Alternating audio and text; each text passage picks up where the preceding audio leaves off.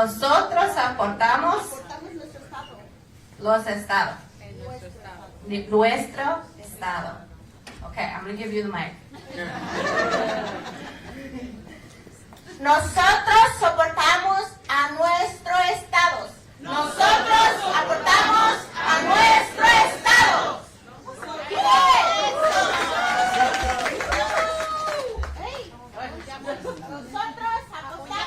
a nuestro estado. Nosotros apoyamos a nuestro estado. Nosotros apoyamos a nuestro estado. Nosotros apoyamos a nuestro estado.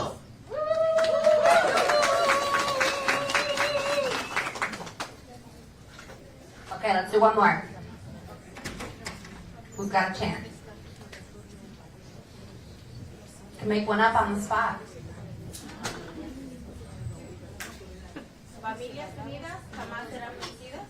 Familias unidas Jamás serán vencidas. Familias unidas. Jamás serán vencidas. Familias unidas. Jamás serán vencidas. Familias. Unidas jamás serán vencidas.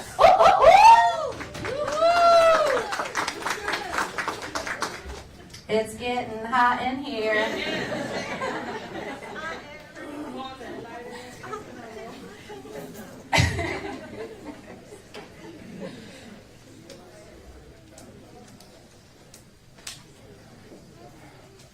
All right, I think we're gonna get started here. Thank you all for attending this event and for all of the actions that you'll continue to take after today as we stand up for immigrants, refugees, asylum seekers, and ensure that we are making progress and not going backwards.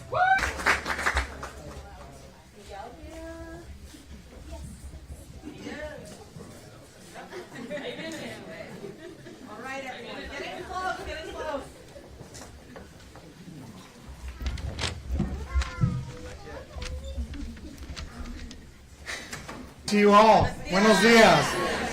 We translate as the Center for People of All Races. And we are honored to have you here at the Centilla Cultural Center.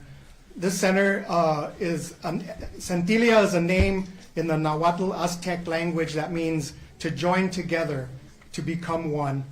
And on behalf of our executive director, Estela Ortega, who sends her love and her apologies for not being able to be here today, and everyone here at El Centro, our entire El Centro, bringing us together. We are more powerful together.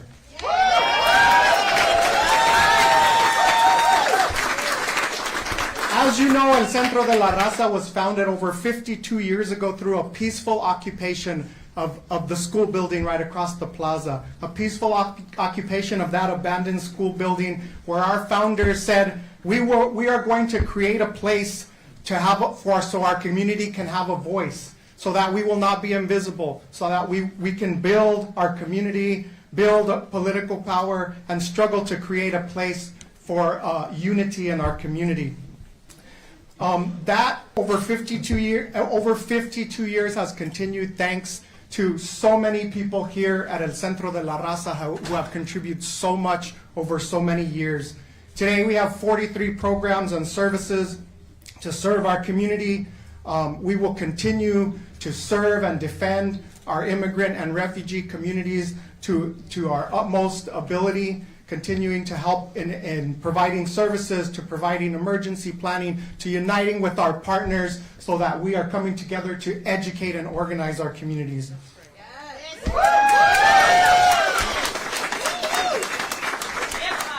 This building, Plaza Roberto Maestas, is a beautiful example of bringing together elements like affordable housing, economic opportunity, childcare, community and cultural space, and it is a way in which we have continued to build community, to say that all people, including our immigrant and refugee communities who contribute so much to our economy, who were there, who were the essential workers during COVID, who kept us fed, who kept working in the hospitals and working in those essential jobs, have the right to dignity and a right to be part of our society.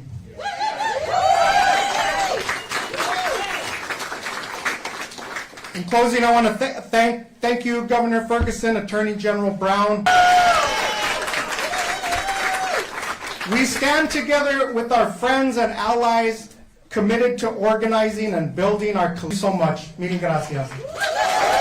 For welcoming us to this space at such an important moment. El Centro de la Raza has always been about the power our community has to stand up and fight back. And here we are again, facing a federal administration that is attacking our communities. So we will use every tool at our disposal to do that. That's right. My name is Roxana Neruzzi, and I am the very proud Executive Director of One America. I am a first-generation American, a very proud daughter of immigrants. And 20 years ago, I found my home and voice in the immigrant rights movement. And like El Centro, One America was born out of resistance. Our organization was founded following the 9/11 attacks in 2001. Then called Hate-Free Zone, our communities were fighting back against a rise in Islamophobia and targeted attacks that left immigrant and refugee communities feeling vulnerable and afraid. And that's not right. No, never. We should all feel safe in the communities we call home. And that is why immigrants and refugees from this community together, all of you, established One America, so we could have a place to organize together and create a future where we all thrive. Because what do we do when immigrants are under attack? That's right. What do we do when immigrants are under attack? Stand up, fight back.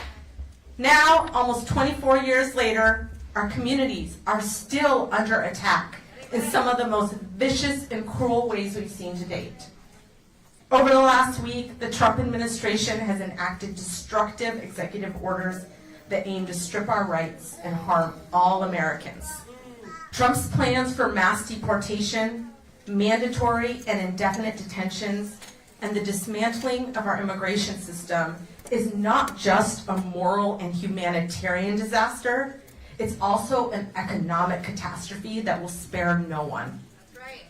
They will separate families, endanger our public safety, hurt local communities across the country, and damage industries like agriculture, dairy, construction, home care, nursing, and many, many more.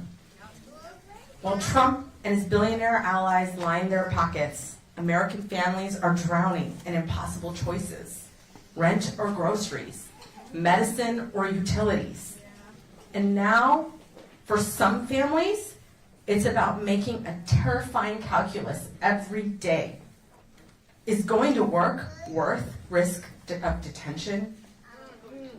Is a church, hospital, or school visit worth being separated from their children? The real threat to our country is a system that forces hardworking families to choose between survival and safety. But here's the thing, we've been here before and we are ready. This time, we will not only organize and stand up, but we will also fight for what we need to make Washington the best state in the country for all of us. Yes! And that's no matter where we come from, the color of our skin, or our immigration status. Despite the agenda of our anti-immigrant federal government, together we are a blueprint for the rest of the nation of what's possible when we value, support, and invest in immigrant communities. That's right. Policies like including immigrants of every status in our social safety nets. Ensuring our democracy is fair and representative. That's right. Taking the burden off of our tax system so poor and working class families can afford things like childcare. And most importantly, using every tool at our disposal at the local and state level to ensure immigrant communities are protected. One America, along with so many of our partners here in this room and out in the world doing hard work, we're built for moments like this. And we are more prepared than ever to defend our people, and we won't back down. We know what we are up against, and we have a vision of what we are working towards. A vision of a thriving home for immigrants where we are equal, valued, and loved. So, no hate, no fear. Immigrants are welcome here. No hate, no fear. Immigrants are welcome here. No hate, no fear. Immigrants are welcome here. No fear. Immigrants are welcome here. That's right, and that's what we're here to say together with our community and our incredible leaders in Washington State who will stand with us. So now I have the honor of introducing Governor Bob Ferguson, a fierce defender of immigrants throughout his career. Just last week, the Trump administration announced that they would allow ICE to enter churches, hospitals, courts, and schools and child care centers like the one we're standing across from at El Centro. I was very proud to be a part of the Project 2025 task force led by King County Councilmember Jorge Barron. We provided recommendations to help our state prepare for this moment. The governor, along with new Department of Children and Family, the new Department of Children, Youth and Families Director, Tana Sen, are here to stand with us and to announce one of the recommendations that will be put into effect to address the impact of family separation. Please welcome the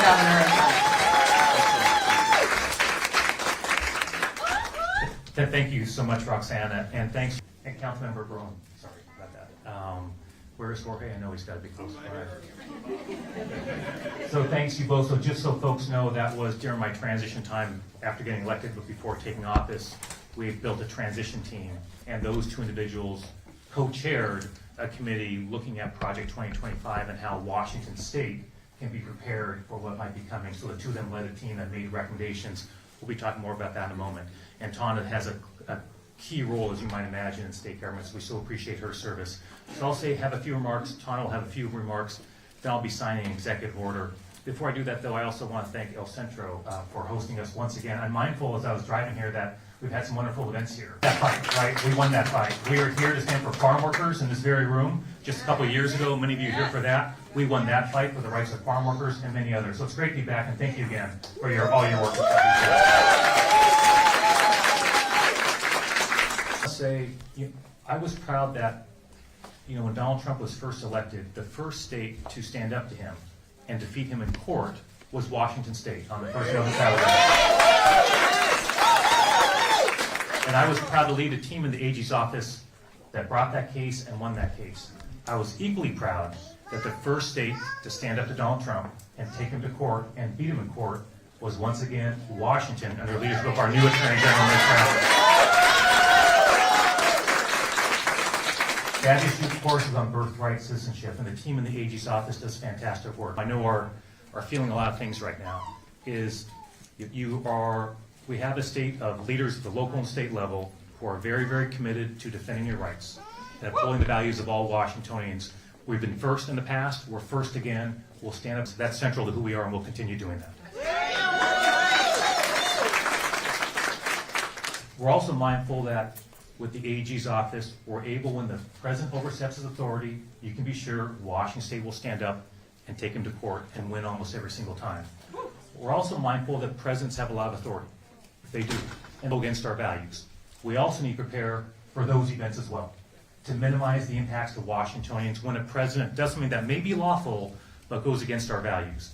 And one thing I want to talk about is the potential for mass deportations, which of course has been central to Donald Trump's campaign, and of course what he's been saying since he became president.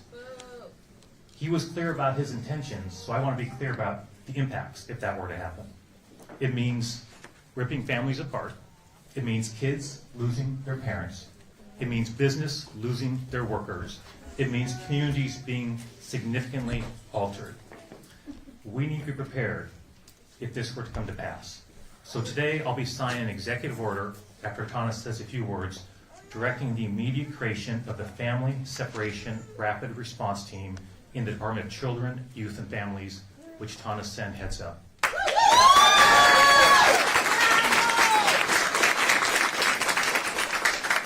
And I appreciate the work of the co-chairs of that committee in the transition, making recommendations like this to me so we can move quickly and be prepared as a state. The goal of this team is to address the harms caused by President Trump's immigration enforcement policies. Look, we have other speakers who will address this, but the harms are obvious. And the word harms is really not even the right word, right? It goes beyond that, right? But the harms caused by those will be profound for many, many families potentially, and we need to be prepared. So we're going to uphold our core values as Washingtonians, and my administration will do everything we can possibly do to address those significant harms that are caused by those policies. That's making sure that kids who are torn away and separated from their parents have someone to care for them, and they have uninterrupted access to their education. The team I'm creating today will include professionals from DCYF, from the Washington State Patrol, the Office of Refugee and Immigrant Assistance, the AG's Attorney General's Office, and representatives, of course, from my office as well. The members will be consulting with regional and local experts on immigration and child welfare to develop policies that support children who experience family separation through the deportation or detention of their parents or their caregivers. They will be having their first meeting no later than February 14th, and I expect much sooner than that. Broadly speaking, the team will look for ways we can improve agency policies and procedures to help us respond to and support families who are separated. Look, it's worth noting, a dozen years ago, it was unimaginable we'd be having this conversation. Let's be clear, right? So even a state like Washington isn't necessarily prepared for something like this, because who would imagine we'd be at this place? So it's important for us to go through our procedures and think about it from a lens of what actually is happening now to make sure we're doing everything we can, and local school districts, to develop strategies to minimize disruption to kids' education. That includes making a plan to respond if a student's parent is taken while a student is in school. I will be directly involved in this, so I can assure you I have a great team. They'll be advising me on a regular basis. My first meeting this morning, after I got up, was about these issues. So they'll be in regular contact with me as we move forward. I'm going to turn this over to Tana Sen, who will say a few words, and then I'll be signing this executive order. Thank you very much.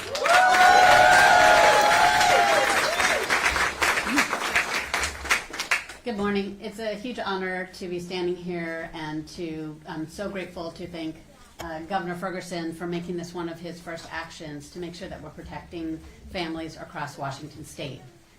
The entire mission of the Department of Children, Youth, and Families are ultimately reduce any trauma.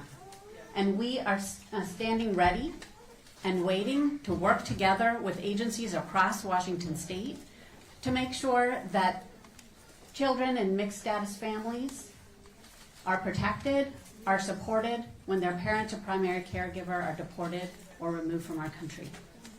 And I just want families to know and to feel rest assured that if that happens, your child will be safe, will be cared for, and will be loved here in Washington State. And I want our youth to know that as well. This is important. We care for you. We want to reduce any trauma, and we will take care of you, because that is what Washington State does. That is what the Department of Children, Youth, and Families does.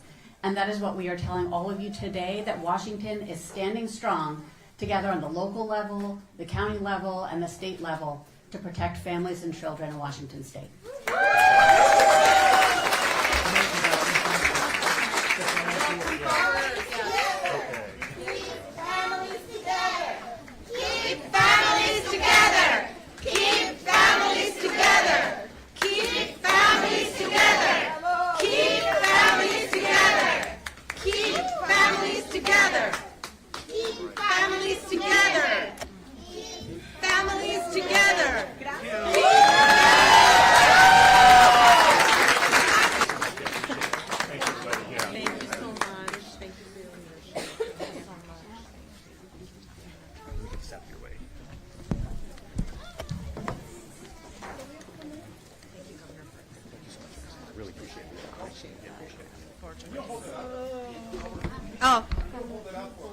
Oh, my apologies. Sure, I can do that.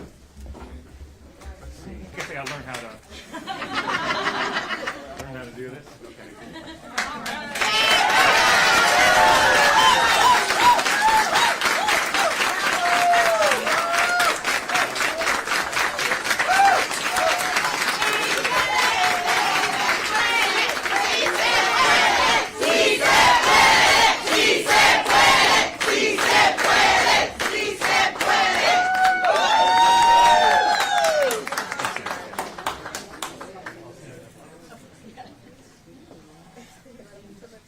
Thank you so much. Thank you so much again, Governor Ferguson and Director Sen, for your leadership. I know we all feel not safe, but a little more security knowing that we have leaders like this in our community. So now I have the great honor of welcoming Senator Rebecca Saldana.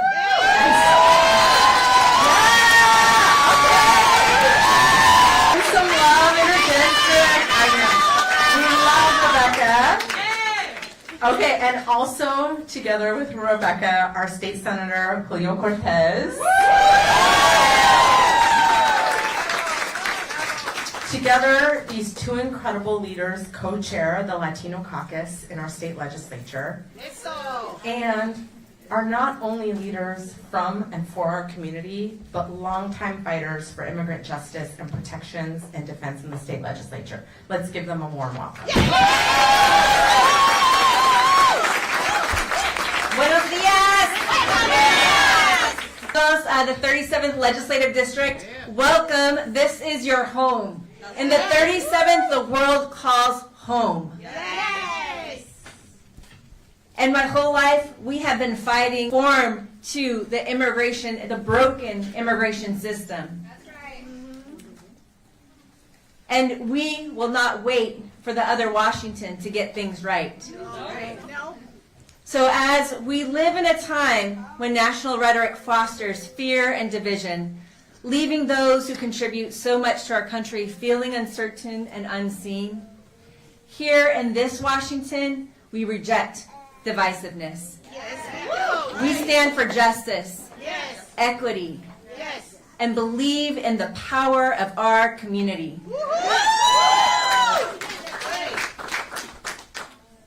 Immigrants are part of our backbone of our economy. We recognize our indigenous brothers and sisters and recognize that many of us have indigeneity within us. We were here before there were borders. And the immigrants that are here new today, they build our homes, harvest our food, and care for our families. Yet they remain excluded from critical protections. That is not fair. It is not just. And that is why for this year, I will introduce again wage replacement bill, which addresses this inequity head on. For years, undocumented workers and their employers have been paying into Washington's unemployment system. Over $400 million in the past decade, without ever being able to access those benefits in their communities. That ain't right. That ain't right. This bill ensures that when these workers lose their jobs through no fault of their own, they can rely on the safety net their labor has funded. This is about more than economic security. It's about a dignity and fairness. During the pandemic, we were all calling immigrant workers essential. They worked while we stayed home. But too many were left without protections. And this legislation corrects those wrongs and strengthens our communities. Because we know when we invest in people, when we value every worker's contribution, we create a stronger, fairer Washington and democracy for everyone. And that is why I'm so proud and excited that Representative Cortez will be sponsoring the companion bill in the House. And I'll pass the mic to him.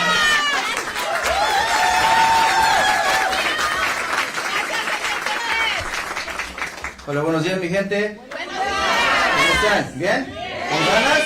Va, órale pues. I'm State Representative Julio Cortez from the 38th Legislative District, and honestly, it's an honor to be among so many colleagues who share a united vision to uplift and protect our immigrant communities. My parents are Mexican immigrants. Guadalajara and Morelos. I'm a Mexican immigrant. From Mexico City, Chilango. So my parents worked as immigrant farm workers in the fields of Wabato and Yakima, picking everything from apples, pears, cherries. So this is very, very personal to me. My colleagues in the legislature and I are ready to work with other electeds to make sure that we are ready to protect our immigrant communities right here in Washington State. Immigrant supports as we speak, and we are and will continue to meet face-to-face with our immigrant populations and communities to make sure that we are hearing directly from them, to make sure that we know as a legislature, as their representatives, because we represent them, support those communities. Through intergovernmental collaboration, the door to federal overreach and marginalization will remain closed. We've been at these crossroads in history before, so I can assure you, and I want you all to hear this, we will rise to meet this moment again. It's who we are. It's what Washington State is. From passing the Keep Washington Working Act in 2019 to securing millions in funding for immigrant relief, we will stand firm against any incursion. Governor Ferguson, this executive order sends a clear message, and I truly hope that our federal partners and our neighbors hear us. We will not be silent.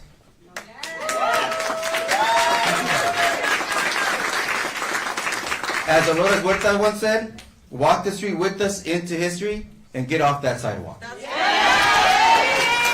Gracias y echarle ganas.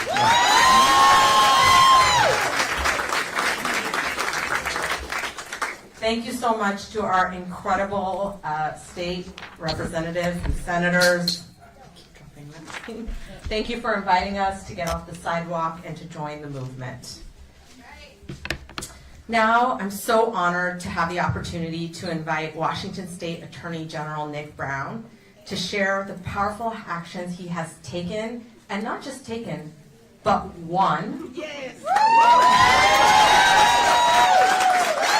In the first week to defend the rights of all of us who call Washington home. Let's give him a warm welcome.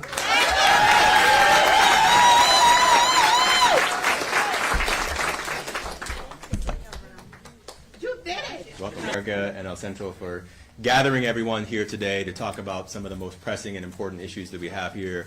And thank you to everyone who came out to participate, to make their voice heard, to show up and to support all of the people that you're hearing from today.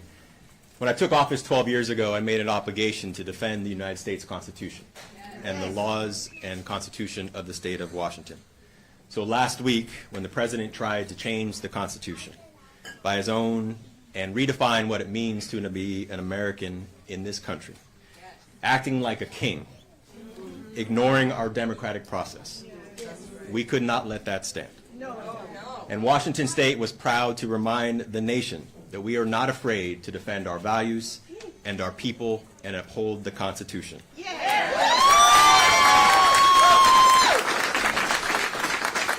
We were able to stop Trump's unconstitutional birthright citizenship order for now. And we will continue to protect and defend the rights of everyone in Washington over these next 4 years. But the challenges are serious and daunting. We have a lot of work ahead. Our office is closely reviewing all of the President's actions that infringe on our sovereignty and harm Washington's residents and our most vulnerable populations. We are working collaboratively with attorney generals all across this country, and there will be many attempts over the next 4 years to divide us. But in Washington, we will be united by our values and defend Washington law. We value immigrants. We value refugees. We value asylum seekers. And we value opportunity for all. And most importantly, we value justice. And we will stand for justice. And we will fight back if rights are diminished because of their race, their ethnicity, or their immigration status. And our team, as Governor Ferguson said, has some of the best experience in the country doing just that. Defending the rights of Washingtonians, no matter who they are, no matter where they come from. And our team spent the past year preparing for this moment, reading and analyzing Project 2025. You should have faith that in Washington State, we will do everything that we can, that our government is still a force for good. And with your help, and we will need your help, we are ready to defend the Evergreen State. We will help any community. Today, the immigrant community is being targeted by a lawless president who stokes hate against each other and marginal in this fight. And we have to be here for each other during these times of uncertainty. Let's all take care to make sure that we are there for each other. Let's work in our communities. Let's parse out truth from fiction going forward. Thank you very much.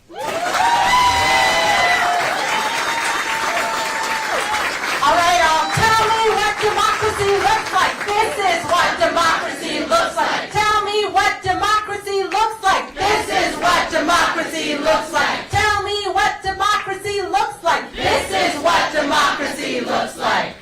Yes, that's right. Thank you to Attorney General Nick Brown again for reminding us that we have a role in protecting and defending our democracy and doing everything in your power to ensure that this administration does not violate our rights. And now, thank you, kiddos, for being here. We have the Centro de Raza. This is what we're fighting for. And now I would like to welcome a fierce leader from the Washington bus. Let's give it up for the Washington bus. The Washington bus, led by my dear comrade, Cynthia, who's here today, organizes young people who want to make our state a better place and all for expanding our democracy. Let's please welcome Gloria Gonzalez Zapata. Gloria.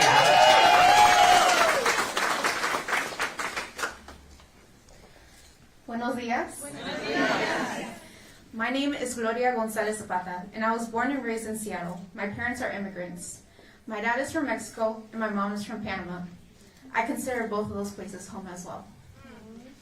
I want to take a moment to thank the Washington Bus for inviting me to youth-led base-building organization dedicated to building and harnessing political power and leadership among young Washingtonians. They invested in me as a fellow in their summer fellowship.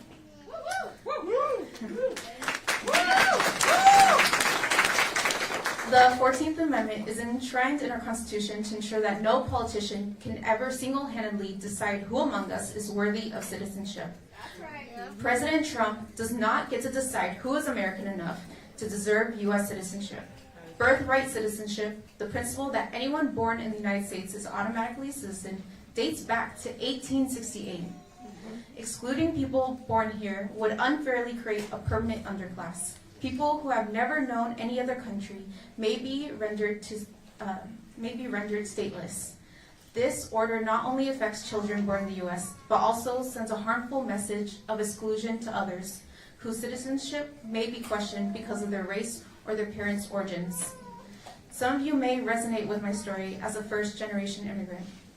Growing up in a Spanish-speaking, multicultural household, I immersed myself in my culture, watching Telemundo, Univision, listening to artists like Selena Quintanilla Perez and Juan Gabriel, and enjoying my favorite Mexican snacks, takis, which back then you could only find at the Mexican store. I felt proud to be connected to my heritage.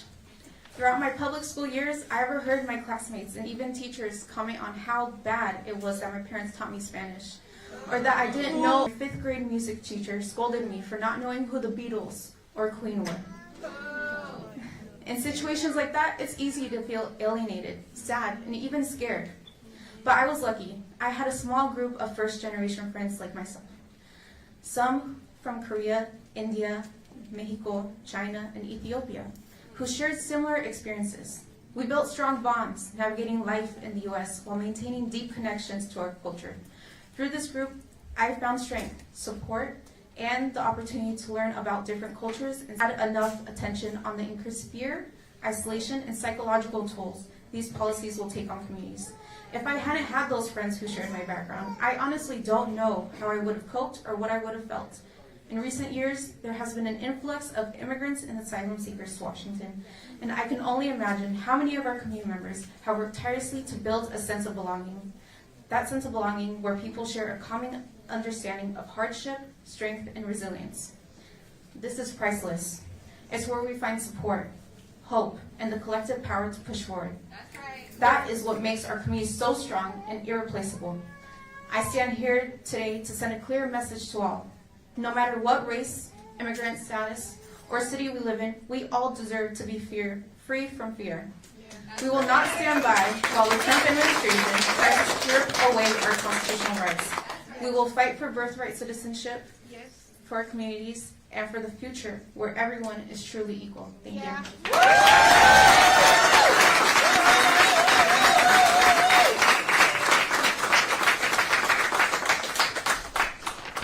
Let's give it up for the Washington bus leader. Thank you, Gloria, for sharing your story, for being here in community with us, and for really putting a face and a story to all of the politics. Acknowledge our powerful Congresswoman, Pramila Jayapal, who founded One America and who has been and continues to be a courageous leader of immigrant justice in Congress. Congresswoman Jayapal would have been here with us today, but she lost her father and is in India with her family. Our thoughts are all with her. And we are so fortunate to have another champion as part of our Washington State delegation. Please, let's give a warm welcome to our new Congresswoman, U.S. Representative Emily Randall.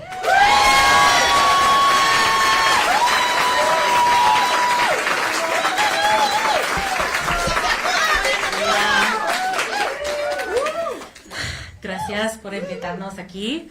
I'm Emily Randall, and I am the newly elected Congresswoman for the 6th District across the water on the Olympic Peninsula. And it is incredible to be here and stand in community today, to be with colleagues and friends and neighbors in this Washington who know and recognize that we stand for welcoming communities. I didn't come from an immigrant family, but only because generations of my grandmothers grew up in New Mexico and lived there while the border moved across them. We come from this land, and my grandparents chose to move my dad and his family to Washington from Utah in order to find a more welcoming community to raise them in, to find economic opportunity, to work hard for their neighbors. And those values that they instilled in me are values that are in our immigrant community, that strengthen our neighborhoods, that ensure that our economy works better for all of us. And we recognize that here in this Washington, which is why we have passed policy that invests in education opportunities for all students, regardless of documentation status.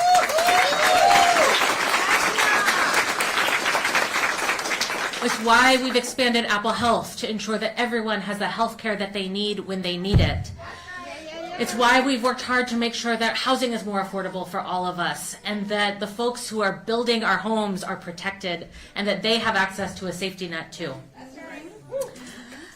In the other Washington, we have seen already has tried to pit our communities against one another, tried to argue that mass deportations of immigrants will make our communities safer. Meanwhile, Trump has signed pardons for the folks who perpetrated a violent overthrow of our government. Targeting immigrants doesn't make our communities safer. What it does is spread fear throughout our communities, so that folks are afraid to go to work, afraid to send their kids to school, afraid to call the police when something happens in their neighborhood. We have to fight back against this fear. We have to do everything we can to ensure that everyone in our community is protected and safe and can build the future that they dream of. We have a big fight ahead of us in Washington, D.C., and I'm proud to stand strong with the Congressional Hispanic Caucus and the Democratic Party to fight for all of our neighbors. But I am counting on all of you here in this Washington to continue ensuring that our policies reflect our values, to continue protecting our neighbors, and to fight together for a future that's better for all of us. Gracias.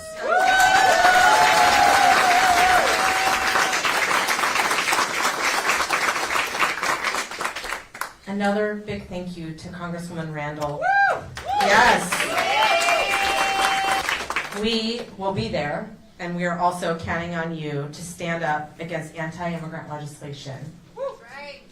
Now, I would like to introduce One America leader, Daniel Vingo, who will share how the executive orders limiting asylum affects him and his community directly. Daniel.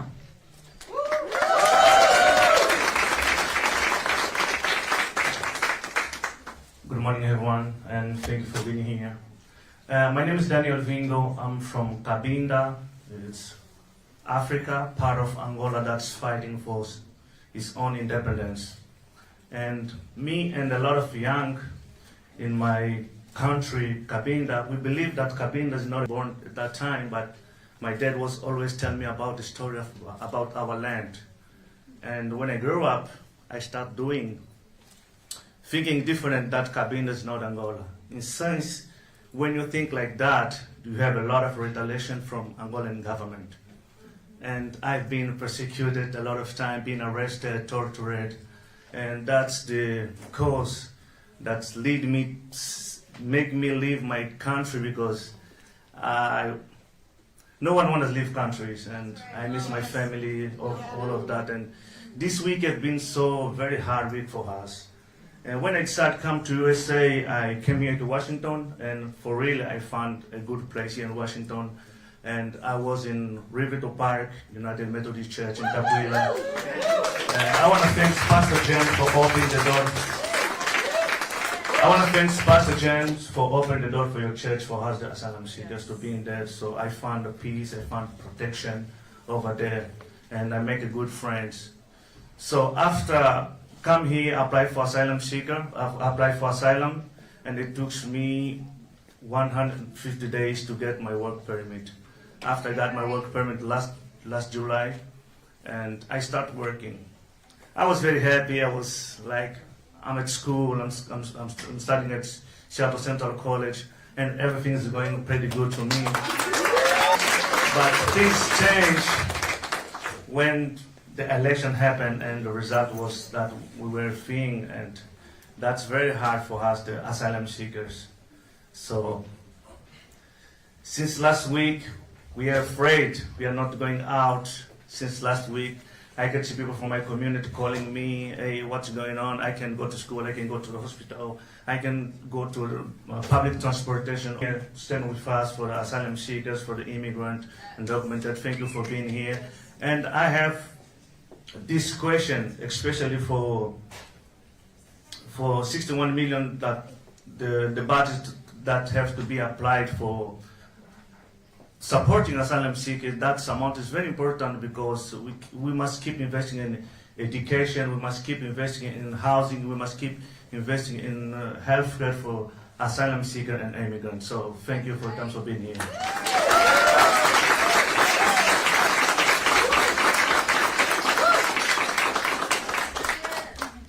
Daniel, thank you so much for sharing your story and reminding us and also the importance. And now I'm so honored to have the opportunity to introduce City of Seattle Mayor Bruce Harrell. Yes, Mayor Harrell is here to share some of the important steps the city has taken to protect immigrants during this time. Let's welcome him. Thank you, Representative. For the record, additional work, one of the first things I try to do is see, do I have a good team? Can I be part of a good team? I don't have to lead it. I don't have to follow it. I just want to be part of a good team. Yes. We have a winning team here. Let's make that clear. Congresswoman Randall, Emily said I could call her Emily, so I'm going to call Emily. The governor, many hundred people were foreign born, and we had this kind of conversation. And I said, my message is very simple. We love you. We love you. And all of our work, all of our tenacity, all of our teamwork will be centered around that value. So specifically, I want to talk about the city of Seattle. When the council, when I was a member of the council, we created the city's Office of Immigrant and Refugee leader to lead this effort. And one American leader. Let's look at the statistics a little bit. Over 140,000 Seattle residents are foreign born. More than 50,000 immigrant entrepreneurs call the Seattle metropolitan area home. In 2019 alone, immigrant spending power in this region reached an astonishing $31 billion. We are part of this community, and make no mistake about that, the data is very clear. Immigrants are part of Seattle's backbone, embodying resilience and innovation, and frontline workers and leaders in tech and entrepreneurship and small businesses. This is what makes Seattle thrive. And when I talk about One Seattle, and no, I didn't copy the name One America. but One America embodies what we're trying to do right here in Seattle. So from our federal partners, Emily, to our state partners, to our county partners, and to our local partners, and to our community-based organizations, to you. Now, why did you all move to children? I get fired up when I see children when I give a there was one here that they even moved it because that's what we're fighting for. That's right. We're fighting for this next generation. So this is a wake-up call here in America. When we see these federal government's policies play out in real time, and we have to understand the fear, the insecurity that this causes amongst everybody. And I don't know about you, but when I'm afraid of something, that's when I hit my knees. And I look at my left and my right. I look in front of me and back of me. And I hold hands. Sometimes I cry. But when all that's over, I know I have a winning team. And so if there's one takeaway from this beautiful effort, and I want to thank members of the press for telling this story. Yes. Because we're going to need you to tell our story here in Washington.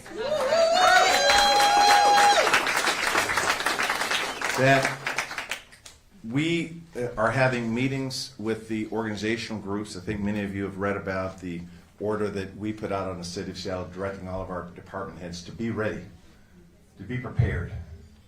To some extent, we have to be reactionary. To some extent, we have to be proactive. It's just like the fires that happened down in the Los Angeles area. As mayor, we are preparing.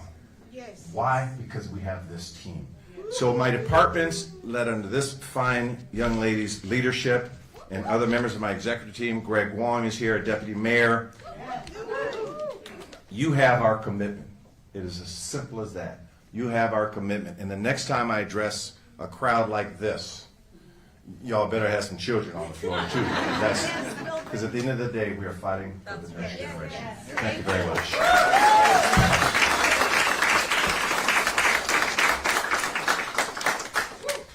My second act is, no, just kidding.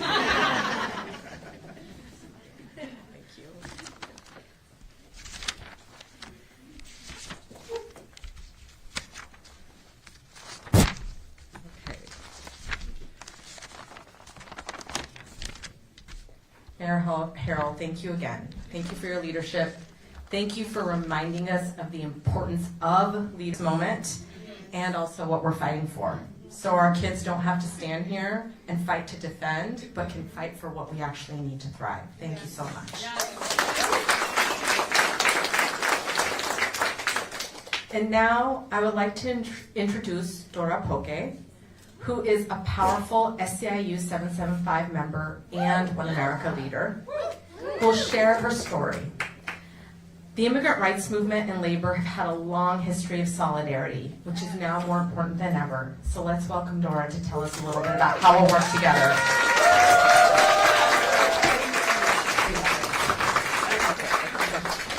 Hi, everyone.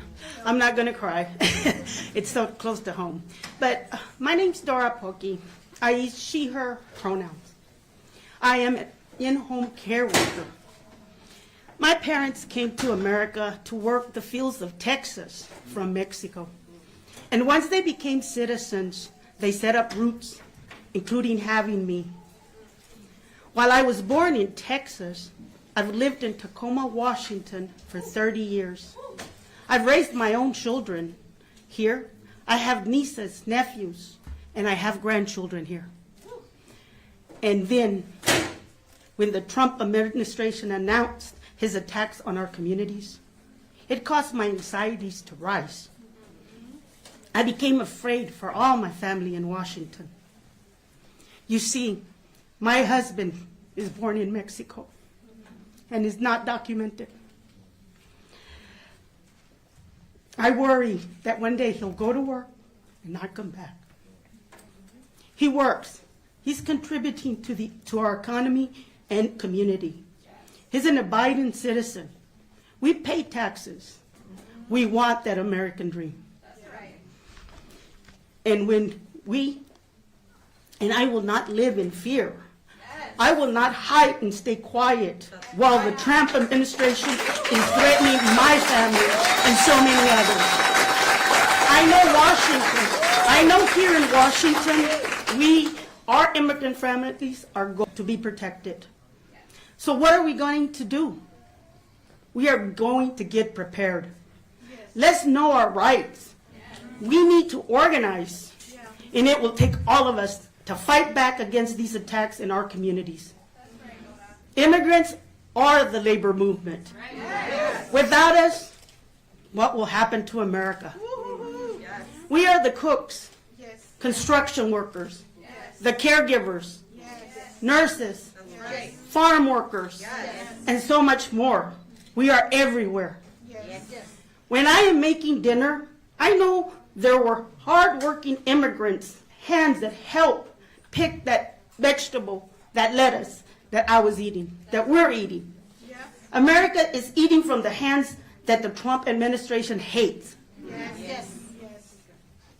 We are the backbone of America and Washington. A thriving Washington includes all of us, no matter where we come from, the color of my skin, or our skin, or our immigrant status. We fight together to win. No me venzo.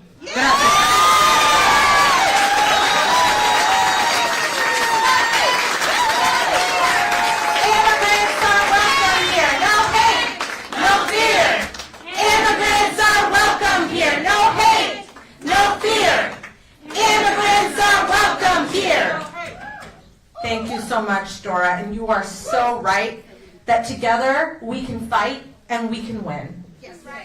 Thank you so much for sharing your story. And now I'd like to introduce this district's King County Council member, Gurmai Zahilai. Gurmai is here to share a little with us about how the County Council will defend attacks against our immigrant and refugee communities and ensure we're all included in our county safety net. Thank you, Gurmai. Thank you. Thank you so much, Roxana. This is such a beautiful and inspiring event. I leaned over to Graciela earlier and I said, oh my goodness, it feels like love in here. It feels so good in here. My name is Gurmai Zahilai. I'm the chair of the King County Council, and I'm so honored to stand here with all of you amazing people protecting our immigrants, refugees, and asylum seekers who call Washington State home. This fight is personal for me. When I was 3 years old, my family fled persecution as refugees and settled down in South Seattle.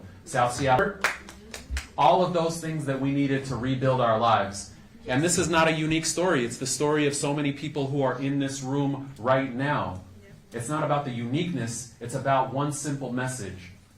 When the federal government fails to reflect our values, it's that important for state and local governments to step up. It's that important. Under the Trump administration's recent actions and rhetoric, too many Washingtonians are living in fear, living in terror, actually. Threats of mass deportations, ICE raids, attacks on our constitutional rights, cuts to funding for immigrant communities. Those don't just harm the people who are targeted. They harm all of us.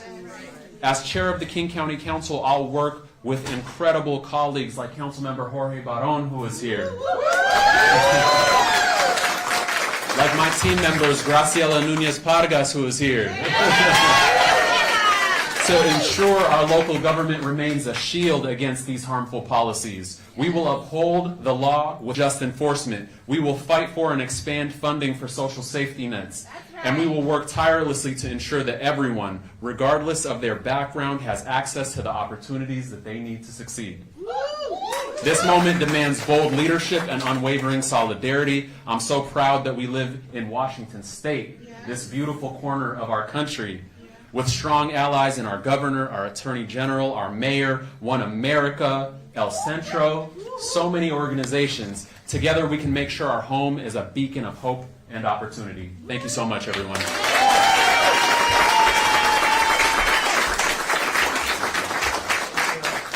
Let's give it up for Councilmember Zahilai again.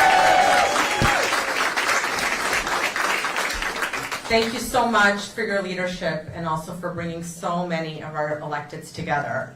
We all feel a little more hope today, don't we? And now we have just a couple more speakers left. I would like to introduce my comrade in the movement, Northwest Immigrant Rights Project Executive Director, Malu Chavez.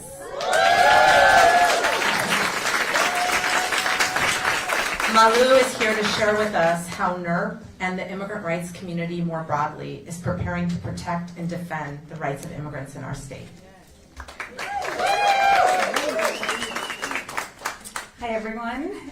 I think that in hard times like the ones we're living, it's really amazing to be in communities. So I thank you all for being here, and as mentioned, to the media for sharing our stories. At Northwest Immigrant Rights Project, we provide direct legal representation to community members across the state, free of cost. We advance and defend the rights of immigrants here in Washington State and across the country. And we also work on systems change, advocacy, and impact litigation. A guiding value of NIRP and many of our partner organizations, many of us here today, is that no individual or community is more deserving of protection than any other. We all have the same access afforded, or we should have the same access afforded, the same opportunities to live free of fear, to work and thrive safely in this country. As you heard from many of the stories we learned from today, our communities are counting on our Washington leadership to step up and protect us against attacks our communities are already facing. It's been a long week of attacks and announcements eroding protections for members of our communities, the immigrant communities that I represent and my colleagues at NIRP represent. I want to thank Governor Ferguson for the executive order to protect families and children from separation. I want to thank Attorney General Brown and his team for challenging the President's executive order to end birthright citizenship. Last Friday, Northwest Immigrant Rights Project also filed a related lawsuit from members of our communities, 3 of them impacted women. And part of that is because the federal government's already challenging standing, and we know that the work that we do with direct legal services is important. We've seen that Congress has voted for harmful legislation that, like the Lake and Riley Act, awaiting the President's signature. This is a bill that dangerously criminalizes immigrant communities and orders mandatory immigration detention. Detention without access to bond or a bail hearing, and with no mechanism to release individuals for deportation. Essentially ending access to fundamental due process. We're experiencing a federal administration that chooses to exercise its enforcement discretion inhumanely, an administration that's taken all steps necessary to go after our clients, friends, neighbors, and loved ones. The expansion of expedited removal to the statutory maximum. But we know that what remains important is that we continue to stay strong against these attacks and protect our communities. That we remember to exercise our constitutional rights, and that we don't fall for divisive rhetoric about who or what community is deserving of protection. We must defend all members of our immigrant communities. In Washington State, we have one of the strongest laws, Keep Washington Working, which ensures that state and local resources are focused on state and local needs, and that we don't allow the federal government to use our resources to do their job. It makes our communities safer because it makes the lines of responsibility clear. Washington State does not have a responsibility to enforce. And in Washington State, we have strong partnerships. We have one of the largest immigrant rights networks, the Washington Immigrant Solidarity Network, a rapid response network that helps mobilize us into action. And we have dedicated state, local, county funding to provide legal immigration services to community members facing deportation or at risk of deportation. I want to invite you all to join us in advocating this legislative session to continue this funding for services to our community. Thank you. Thank you, Manu. Thank you so much for your leadership, for the role of the Northwest Immigrant Rights Project in standing up and defending immigrants during this time. and to all of the organizations in our community who have fought to develop infrastructure. Many of you may know we have a deportation hotline. There are a lot of rumors flying about in neighborhoods and in communities. If you suspect an ICE presence, please call the hotline at 1-844-724-3730. It's very important. We have a team, WISN has a team of trained folks that will go out and will verify and can document the interactions. This is very important. So thank you again to Malu for your leadership, and to all of our elected officials who are here today. Many of them are families that are taking that experience into their roles and into their jobs and helping to build more justice for all of us. Thank you. And now for our final speaker, I would like to introduce a longtime One America leader who will share how the Trump administration's agenda is affecting her family and community. And I will also welcome one of our Just want to say for the media, we are intentionally not using her name. Please recognize her as a One America leader, and really this demonstrates the level of fear right now in even sharing basic information. Thank you. Buenos días a todos. Yo vivo aquí en Seattle y soy líder de One America. Yo soy inmigrante y vine a los Estados Unidos en el 2005 para apoyar a mis padres. Fue una decisión muy difícil porque yo me fui sin saber si los iba a volver a ver.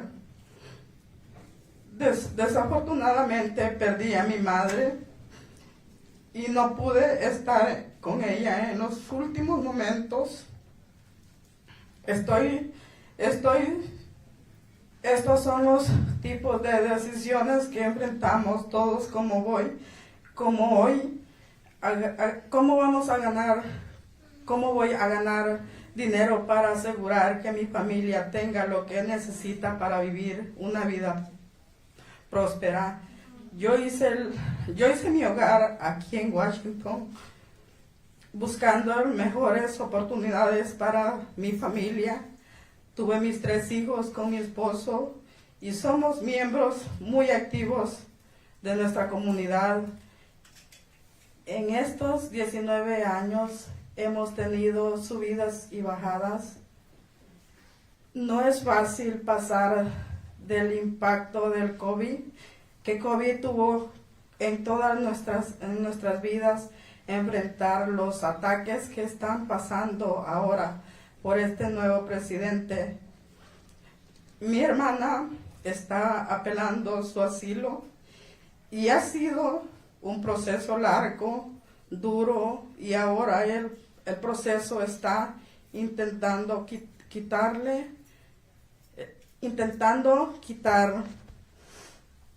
los derechos a quienes buscamos seguridad para nuestras familias.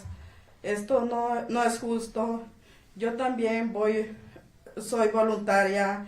Refugiados y inmigrantes están sujetos a redadas y desafortunadas de deportaciones. El clima escolar, el personal escolar está preocupado y se siente importante ante las crecientes amenazas a nuestras familias. A mediados de diciembre, un padre de una niña de 4 años preguntó directamente: ¿crees que se llevarán a mi pequeña? No sabía qué decirle, tenía miedo por los dos. Ahora, como este presidente ha eliminado de espacios seguros como la escuela, nosotros estamos hablando de todo eso, de qué pasa si entra al edificio, a pesar de que se supone que no debe dejar entrar como cómo usar todos los mecanismos legales para que protegerlos. ¿Cómo podemos entender? Los niños de ICE suena loco, pero así es como se siente. Nuestros niños no deberían de tener que pasar por el trauma de tener miedo de ir a la escuela por las posibilidades que separen a sus familias. Pero por ellos, por mis hijos y por todas las familias como las mías, y yo estoy aquí. Yo soy líder con Guanamérica y en mi comunidad, porque yo no voy a tener miedo. Yo sé que y todos los inmigrantes somos poderosos, y nosotros alzamos la voz todos juntos. Yo sé que podemos vencer cualquier ataque hacia nuestra comunidad. Al final, yo quiero pedir a cada persona de nuestro gobierno que se pongan la mano en su corazón y nos apoyen con nosotros, y que luchemos para defender y proteger los derechos de los inmigrantes que ellos representan. Y sé que con el apoyo podemos.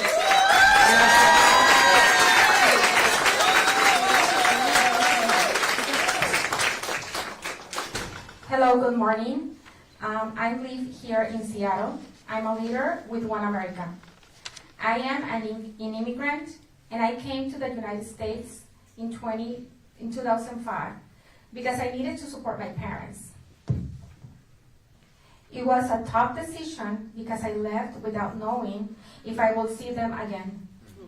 Unfortunately, I lost my mom. She passed away, and I couldn't be there in her last moments.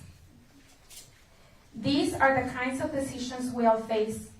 How will I make money to ensure my family has what they need to live a thriving life?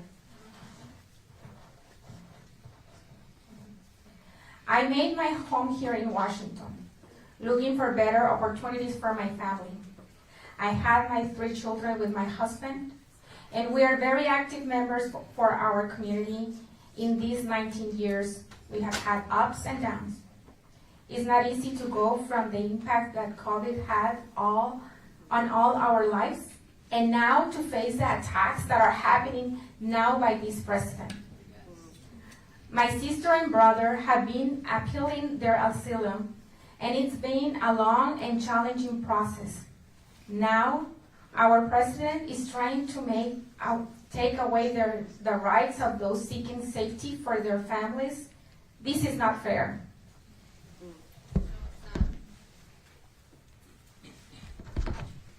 I also volunteer at my children's school.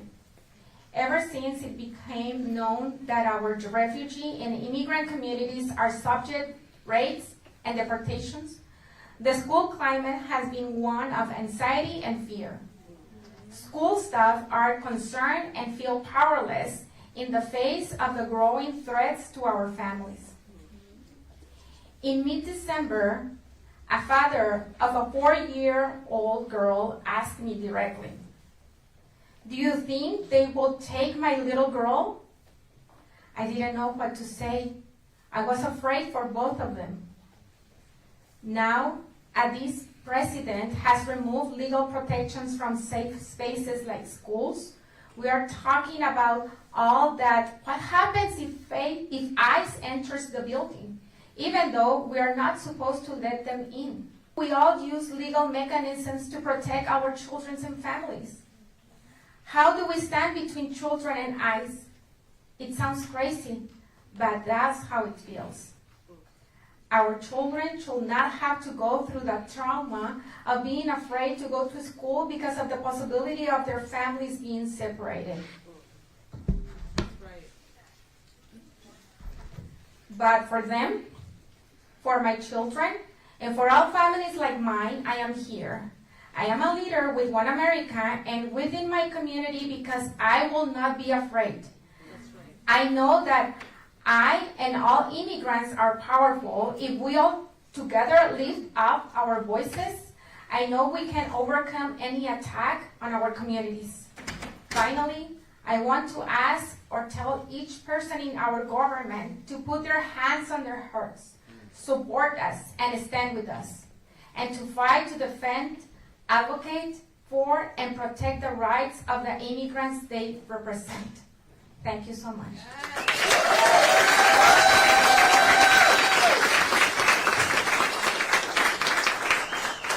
Here to stay, here to stay, here to stay, here to stay, here to stay, here to stay. Thank you so much to our incredible One America leader for being so courageous by sharing your story.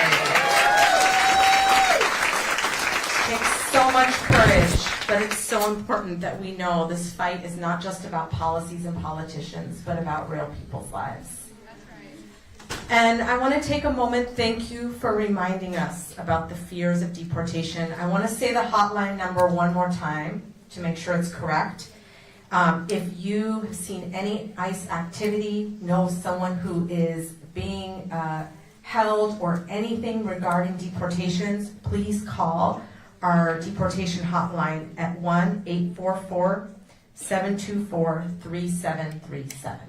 That can also be found on the Washington Immigrant Solidarity Network's website. Thank you again.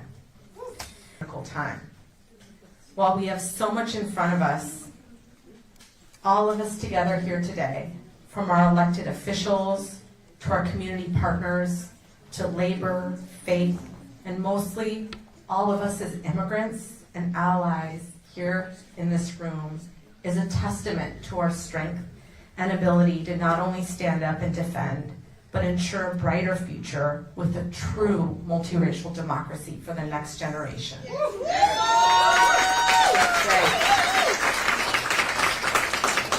So I'd like to end with powerful words from Reverend Dr. Martin Luther King Jr. When our days become dreary with low hovering clouds of despair, when our nights become darker than 1,000 midnights, let us remember that a creative force in this universe, working to pull down the gigantic mountains of evil, power that is able to make a way out of no way and transform dark yesterdays into bright tomorrows. Let us realize the arc of the moral universe is long, but it bends towards justice. Thank you for being here. Thank you to our ancestors who have paved the way for us to fight, and we will continue to fight for the future generation. Thank you again.